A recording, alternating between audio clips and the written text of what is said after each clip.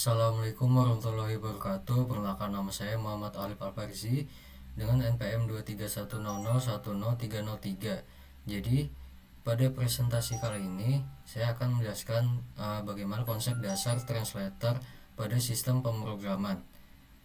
Oke, di sini langsung saja. Apa itu translator dalam pemrograman? Dalam dunia pemrograman, translator adalah jembatan vital antara logika manusia dan eksekusi mesin. Program ini bertanggung jawab untuk mengubah kode sumber yang ditulis dalam bahasa pemrograman tingkat tinggi yang mudah dipahami manusia menjadi bentuk yang dapat dipahami dan dijalankan oleh komputer, seringkali dalam bentuk bahasa mesin atau bahasa perantara lainnya. Menerjemahkan kode sumber. Translator mengubah instruksi program dari bahasa seperti Python, Java, atau C++ ke dalam format biner yang dipahami oleh prosesor. Memastikan eksekusi. Fungsi utamanya adalah memastikan bahwa setiap instruksi yang Anda tulis dapat diterjemahkan dengan benar sehingga komputer dapat memprosesnya dan menghasilkan output yang diharapkan.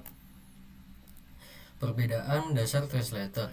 Nah, meskipun semuanya berfungsi sebagai penerjemah kode, tapi terdapat 3 jenis translator utama dengan pendekatan yang berbeda dalam mengubah kode sumber menjadi instruksi yang dapat dijalankan. Jadi ada yang pertama, yaitu compiler. Nah, compiler itu menerjemahkan seluruh kode sumber sekaligus menjadi file executable dalam bahasa mesin. Proses ini menghasilkan program yang berdiri sendiri dan siap dijalankan. Yang kedua ada interpreter, yaitu menerjemahkan dan menjalankan kode sumber baris per baris secara langsung, tidak menghasilkan file executable terpisah sehingga kode harus diterjemahkan setiap kali dijalankan. Terakhir yaitu ada assembler, mengubah kode assembly bahasa tingkat rendah yang lebih mendekati instruksi mesin menjadi bahasa mesin yang dapat dieksekusi langsung oleh prosesor. Kelebihan dan kekurangan compiler dengan interpreter.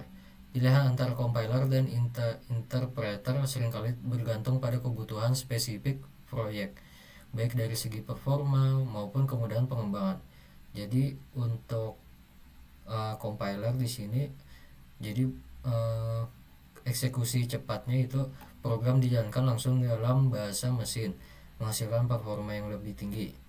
Terus kode terproteksi. Kode sumber tidak perlu didistribusikan, hanya file executable.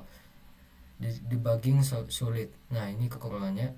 Kesalahan sering ditemukan setelah seluruh kompilasi selesai, menyulitkan identifikasi masalah. Proses awal lebih lama. Tahap kompilasi bisa memakan waktu, terutama untuk proyek besar.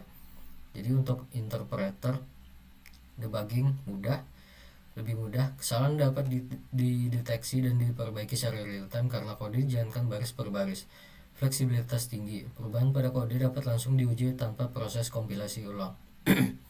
Eksekusi lebih lambat. Setiap baris harus diterjemahkan saat runtime, memperlambat performa. Terus yang terakhir, kode terbuka. Kode sumber perlu didistribusikan, berpotensi menimbulkan masalah keamanan atau kekayaan intelektual. Ilustrasi perbedaan compiler dan interpreter. Visualisasi sederhana ini membantu memahami alur kerja masing-masing translator dalam memproses kode sumber. Jadi untuk kode sumber itu teks program yang ditulis oleh program, terus file executable program siap dijalankan. Terus ini compiler menerjemahkan semua sekaligus. Terus ini untuk eksekusi, komputer menjalankan program. Tapi di sisi lain interpreter bekerja secara berbeda. Di sini ada kode sumber, teks program asli, terus ada interpreter menerjemahkan dan menjalankan baris per baris, dan terakhir ada eksekusi langsung, hasil langsung terlihat. Diagram proses kompilasi. Gambaran umum. Proses kompilasi adalah serangkaian langkah yang terstruktur dan sistematis untuk mengubah kode sumber menjadi program yang dapat dijalankan secara efisien oleh komputer. Yang pertama, input kode sumber. Program yang ditulis dalam bahasa tingkat tinggi, misalnya C++ atau Java. Terus sintaks analis, membangun struktur pohon sintaks parse tree. Optimization, meningkatkan efisiensi dan performa kode. Kode linking, menggabungkan kode dengan library eksternal. Lexical analysis, pemecah kode menjadi token-token dasar. Semantic analysis memeriksa makna dan konsistensi kode. Kode generation menghasilkan kode mesin akhir, dan terakhir adalah output, file executable program yang siap dijalankan. Jadi diagram untuk bagian diagram kompilasi lengkapnya seperti ini. Diagram ini menggambarkan secara visual seluruh alur kompilasi mulai dari kode sumber hingga menjadi program yang dapat dieksekusi. Step mana mewakili transisi dari satu tahap ke tahap berikutnya dengan output dari satu tahap menjadi input untuk tahap selanjutnya. Yang pertama dari source program, terus alurnya ke compiler, terus ke error message, compiler lagi, dan terakhir ke objek program untuk output hasilnya. Penjelasan tiap tahapan kompilasi. Setiap tahap dalam proses kompilasi memiliki peran krusial dalam mengubah kode sumber yang ditulis manusia menjadi instruksi yang dapat dieksekusi oleh mesin. Nah, untuk lexical analysis atau scanner menguraikan aliran karakter kode sumber menjadi unit-unit bermakna yang disebut token, seperti kata kunci, identifier, operator, dan konstanta. Semantic analysis memeriksa makna kode, memastikan konsistensi tipe data, validitas operasi, dan memeriksa apakah penggunaan variabel sudah benar sesuai dengan aturan semantik bahasa. Terus untuk kode generation mengubah kode perantara yang telah dioptimasi menjadi kode mesin spesifik untuk arsitektur target, biasanya dalam format binar. Ini ada sintaks analis atau parser, mengambil token dari lexical analyzer dan membangun struktur hierarkis pohon sintaks atau parser tree berdasarkan aturan tata bahasa pemrograman. Optimization meningkatkan kode perantara untuk membuatnya berjalan lebih cepat atau menggunakan memori lebih sedikit dengan menghilangkan redundansi dan menyederhanakan ekspresi. Dan terakhir linking, menggabungkan kode mesin yang dihasilkan dengan pustaka libraries eksternal dan modul lain yang diperlukan, menciptakan file executable akhir yang lengkap.